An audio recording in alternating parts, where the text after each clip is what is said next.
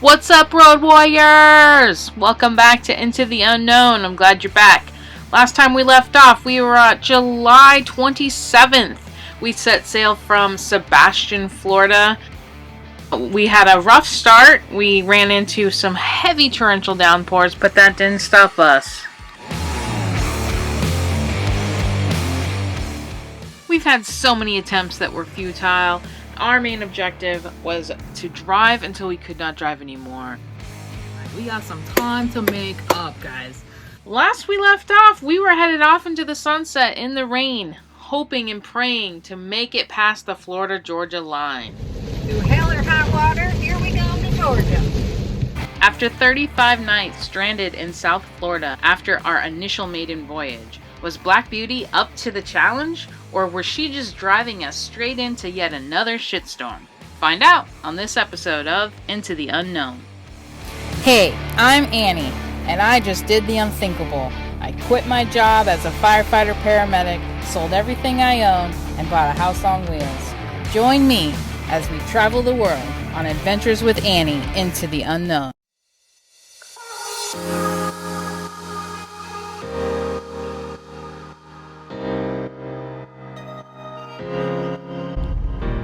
Oh my god, guys, we made it. We are crossing the border as we speak. Holy crap. Look at this. Would you look at that?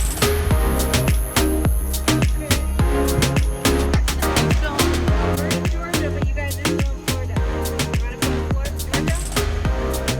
Jake's still in Florida.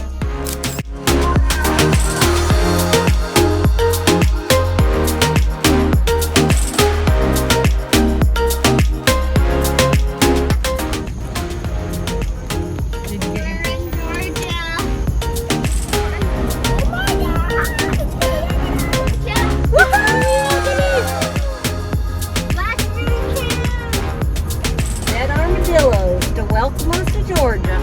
I said Florida. No, we're not in Florida anymore. Georgia. Woohoo! Thank you, baby Jesus. Oh, finally! It's taken us a month. It's taken us like 6 weeks. 6 weeks. And we get far up into Georgia as we possibly can. We stop in Adel, Georgia. I don't know if I'm pronouncing that correctly. And we stop at Reed Bingham Campground. Beautiful place. I would definitely go back there. It was huge. If you're into fishing or boating, definitely the campground for you. Family oriented, and probably even better not during COVID times when they have other activities going on. Anyway, we stay there for the night and then get up the next morning and head out. And of course, as soon as we're about to depart from the campground, Mother Nature graces us with yet another rainstorm. But it didn't bother us.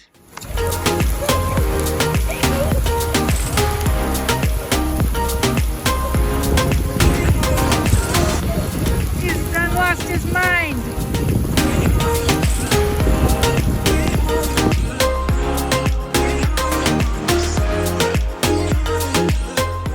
Hello. We have made it just outside of Albany, Georgia. And one of Wendy's really good friends, Lethea, lived in Albany, and then now she lives up north. And so we messaged her when we were getting close to her hometown and let her know we were close. We were just like, hey, you need anything while we're here? And she told us about a really good sauce. It's a Vidalia onion and peach hot sauce. And so we got some of that. We got 4 bottles of it for her. And here we are, Stripling's General Store. They have they've got all sorts of things. It's a really cool little place.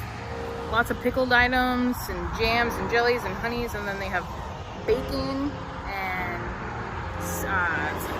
steaks. It's a butcher shop also, so they've got all kinds of sausages and steaks and cuts of meat. Also have you know when you're at 7-Eleven and you can get a hot dog? They have a stand like that, but it's gourmet sausages. So I got a jalapeno and cheddar sausage. I've never had a sausage that's that dense. So really good. I put on top of it a grilling sauce that's really hot and it's really good. So anyway, that's where we're at. We stopped and got some sauce at Stripling's General Store. You never sausage a place.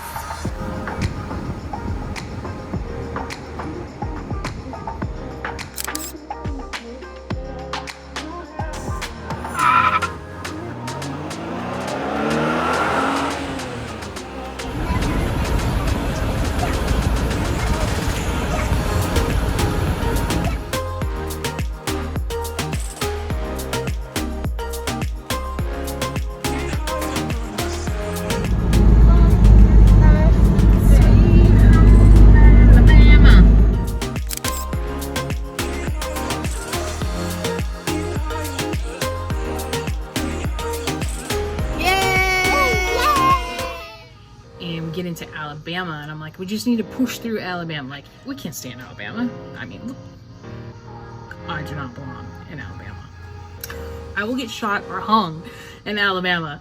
And like, this is what's going on in my mind. Like, I think like the mayor is gonna be in on it with like some sheriff, like local podunk town, and like they're gonna make it look like an accident. This will be the end of me. But we can't drive anymore, so we end up having to stay in Alabama. We tried to find 3 different campgrounds that night. None of them were to be found. Like, they were not on, they're supposedly on Google, but we never found them. And we were like taking the trailer up some like small back road hills, and I'm like backing this thing up like in the dark. I don't know where those campgrounds are, if they even still exist. The next thing, I'm like, we're gonna pull over at Walmart. We're gonna sleep in a Walmart parking lot. We just passed one, and I was like, okay, well, there's another Walmart up ahead. We'll just push for the next Walmart. And then we pass a Gander Mountain, and some Gander Mountains have Gander RV parks. And so we passed one of those, and we kept going a little bit, and then we're like, okay, turn around, we're going back to Gander. We just need to park. Like, we are done. Tapped out. So we ended up staying at Gander in Anniston, Alabama. We pulled right in. They had pull-through sites, and it was a good little, a good campground. I would go back. Even though it's in Alabama, I would go back. We actually ended up staying 2 nights there, because we were dead tired. We slept like almost the whole day the next day. We were just wiped out. So we just had a recoup day. So it's the 30th. We're heading out, and we go fill up air at the gas station, fill up gas.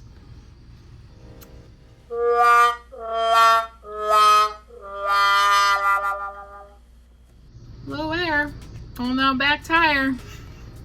I'm like, okay, well, it held for a pretty long time, but it's obviously got a slow leak.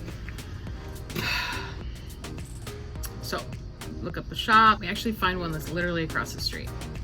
So we pull across the street, unhook the trailer, take the car into the bay, and let me tell you what, I have got to put a plug in for these boys, because phenomenal customer service, which is so rare these days. I don't know why it's so hard to find good customer service. The name of the shop, it's called Cobb Automotive in Oxford, Alabama. Those guys, not only did they let Jake come into the shop with us, like I was gonna wait outside with him, I'm used to that. They're like, you wanna bring him in? Yeah, bring him in. Have a seat on the couch. You know, there's water, snacks over there. Help yourself, and we'll look at it. And the guy walks over and brings Jake a bowl of water. He's like, you want some water, buddy? I'm like, this guy's awesome. We talked to the crew about the tire issue. Come to find out, it's a bad tire valve. So they just replaced the stem. So they replaced the valve stem. That's a quick and easy fix. We were in and out in no time. But the guys there, awesome. Stellar job.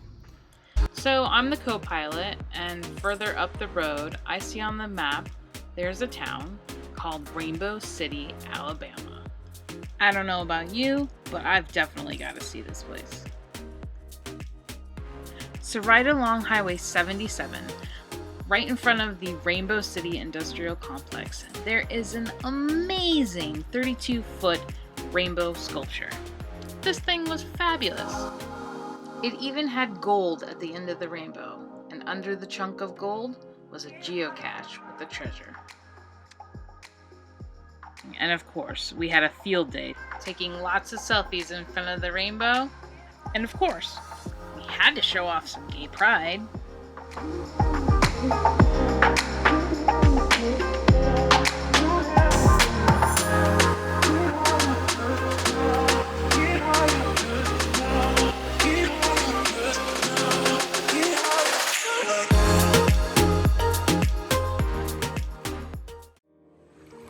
What's up, guys? Where you at now?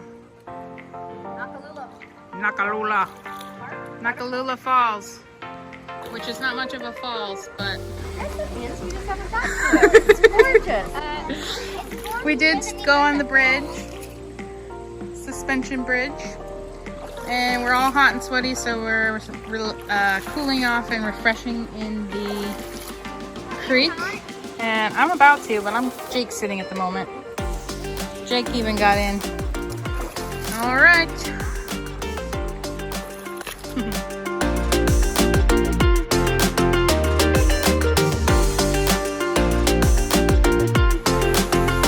Holy crap, we finally made it. This was quite a hike to get to here.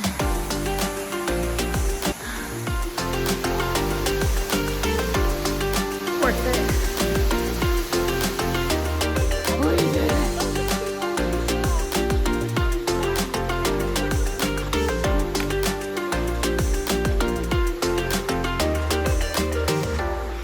Those people up there gave up, but we kept going. We're having a meltdown over here. This is a hard hike. Where I'm at, I'm behind a waterfall in Alabama.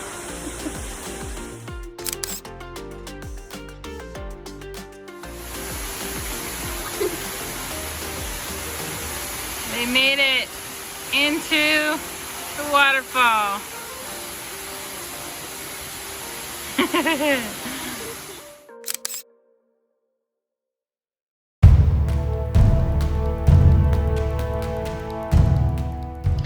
So this is where shit got real. Both kids are crying hysterically. They think that we're gonna get lost in the dark and left to die out in the wilderness. They're even screaming, I'm too young to die. It was really heartbreaking. So they were in no condition to be hiking back the same way we came. There was no way. It was just not an option. So we had to lift them up a steep cliff that we found that went directly back to the parking lot up top. One problem though, I have Jake, and there is no way we're gonna hoist him up this cliff. So what does that leave? Leaves me to walk Jake back in the dark, the long way, by myself. It was slightly terrifying, but it was also absolutely magical when I stumbled upon fireflies.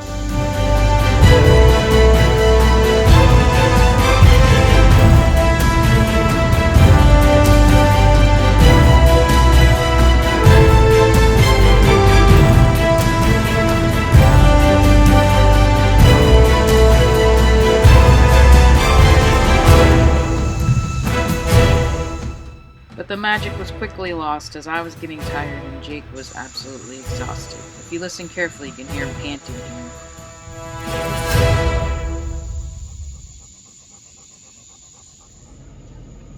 All right, we made it back to the car. The kids had to go, they went up with Wendy to like a really steep spot to get up and out to do the fastest way out because it was getting dark really fast. But there was no way that Jake could make it up there. So I had to take Jake by myself back the long way. And for a while I thought we were lost and starting to panic a little bit. And then Jake kept falling and hurting himself and he kept pulling me back and he didn't want to come, and I had to like lift him up out of there and like almost like choke him by his collar just to lift him. It was crazy. So we made it back up here. Now we're indulging in warm, mushy watermelon. but it's actually quite refreshing after a hike like that. And we're not going to camp here. We're at a campground actually at this waterfall, but we're going to keep driving and try to get to Tennessee. So that's it. Over and out.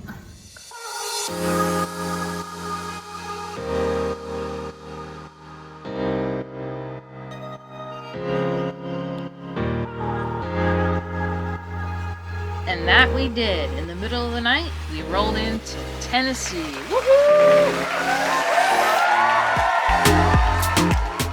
Cute little campground in Cornersville, Tennessee, called Texas Tea Campground. The next morning, we pack up. We were literally pulling out of the driveway of the campground, and